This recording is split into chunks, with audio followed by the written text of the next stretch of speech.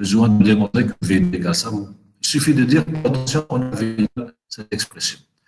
Voilà donc comment on utilise ce diviseur de tension. Donc, je répète, dans un diviseur de tension, on a le même courant qui circule dans les deux résistances. Si je n'ai pas cette condition, je ne peux pas parler de diviseur de tension. Alors, si par exemple, je prends le cas,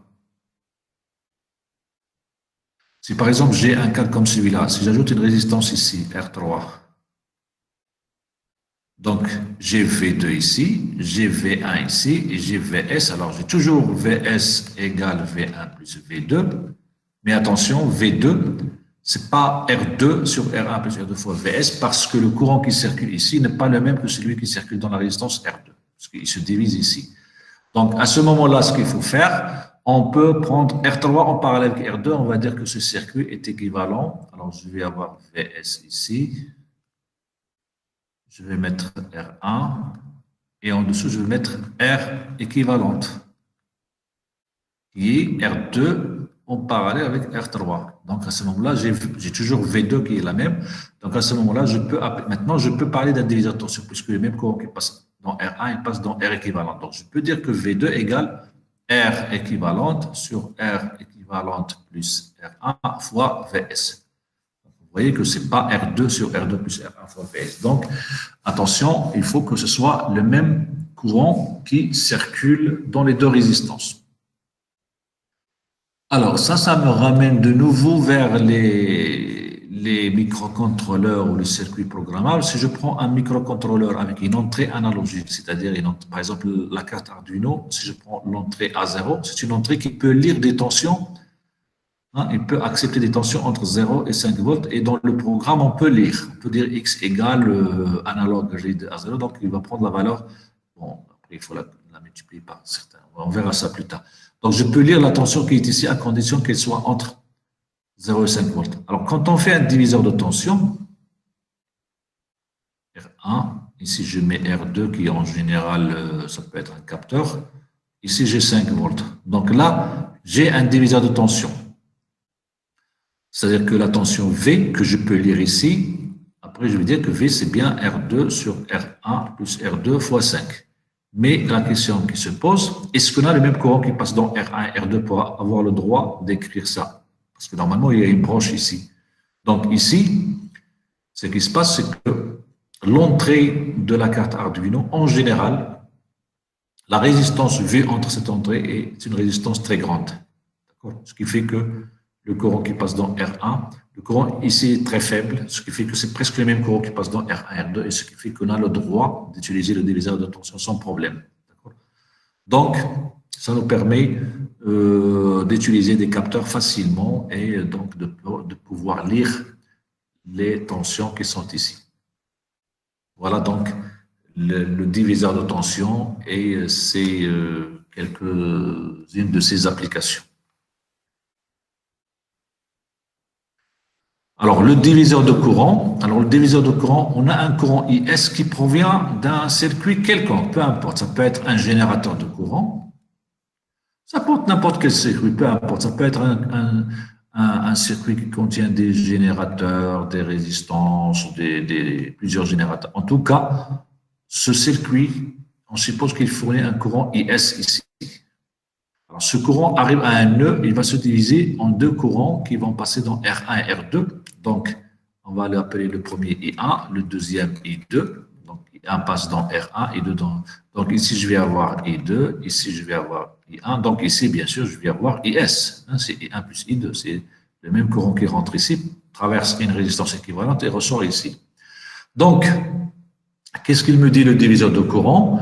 Alors, le courant IS se divise en deux courants qui sont I1 plus I2. Alors, si je prends I2, c'est quoi? Alors, I2, c'est l'autre résistance R1. Donc, I2, c'est l'autre résistance.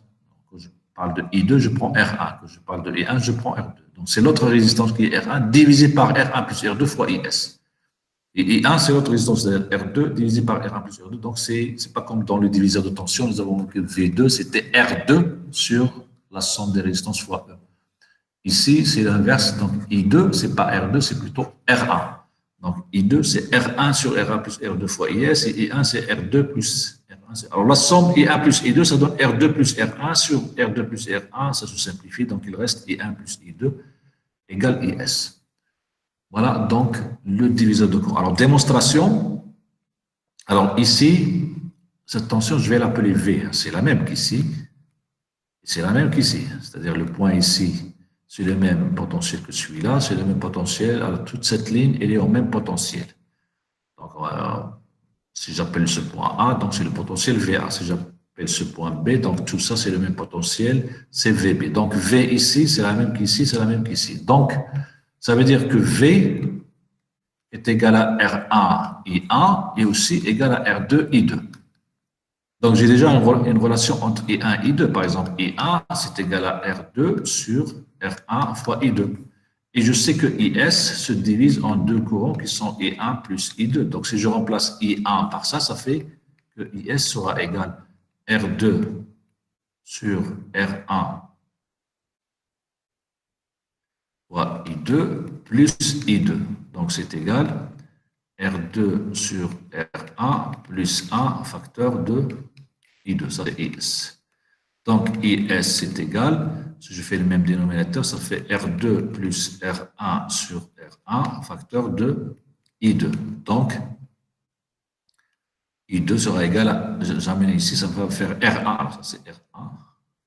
Donc, ça va faire R1 sur R1, donc ça va faire ça. Donc, I2, c'est égal à R1 sur R1 plus R2 fois I2. Donc, on n'a pas besoin de redémontrer ça à chaque fois. Donc, il suffit de dire, par diviseur de courant, on a I1 égale ça et I2 égale ça. C'est suffisant comme démonstration dans un examen ou dans un devoir.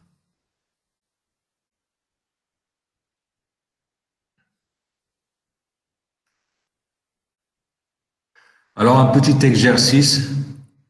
Ici, j'ai une tension de 15 volts. Oui, alors je vais regarder la question. Vous pouvez nous donner les cas non autorisés. Les cas non autorisés, c'est-à-dire non autorisés de quoi? Les cas non autorisés comme diviseur de tension. Oui, monsieur. C'est-à-dire, quand est-ce que c'est pas autorisé de faire d'appliquer un diviseur de tension? Oui, c'est ça, monsieur. D'accord. Alors, je reviens au document. Alors, je vais créer une page. Alors, par exemple, on trouve souvent des circuits comme ça, par exemple. Alors, j'ai R1, R2, R3, R4, 5. Alors, ici, je connais E. Alors, le potentiel, ça c'est le point A, ça c'est le point B. Donc, ici, la tension ici, par exemple, VA, alors on va dire ça c'est la masse, donc VA, on n'a pas le droit d'écrire que c'est R4 sur R1 plus R4 fois E, parce que le courant qui passe ici, c'est pas le même qui passe. J'ai un nœud ici. La même chose ici, j'ai pas le droit d'appliquer le diviseur de tension. C'est-à-dire que la tension ici, celle-ci n'est pas une division de celle-ci parce que le courant qui passe dans R2, c'est pas le même que celui qui passe dans. Et ça, c'est une erreur qu'on trouve beaucoup. D'accord? Dans un transistor, par exemple, R1, R2, et on a besoin de calculer cette tension. Ici, j'ai par exemple le plus 5 volts. Alors ici, il y a des gens qui appliquent le diviseur de tension parce que le courant ici, il est faible devant celui-là, mais ce n'est pas un vrai diviseur de tension. Selon le choix de R1, R2, il se peut que ce n'est pas un bon diviseur parce que le courant qui passe dans R1, ce n'est pas le même que dans R2, mais plutôt, on peut passer autrement, on peut appliquer par exemple Thévenin, etc., pour faire plus précisément. Donc, dans des cas comme ça, ici, ce n'est pas un diviseur de tension. Bien que E, alors si j'appelle ça V1 et ça V4, j'ai V4 plus V1, E est égal à V4 plus V1. Mais, c'est-à-dire V4 est une partie de E, mais c'est pas R4, donc c'est pas R4 sur R4 plus R1 fois E. D'accord? Ici, je n'ai pas le droit d'appliquer un diviseur de tension. Alors, des fois, on tombe sur certaines erreurs. Par exemple, vous avez un circuit, ça peut être un moteur, ça peut être un circuit qui a besoin d'une alimentation pour fonctionner. D'accord? Par exemple, ça peut être une carte électronique, ça peut être un jouet, par exemple, qui s'alimente avec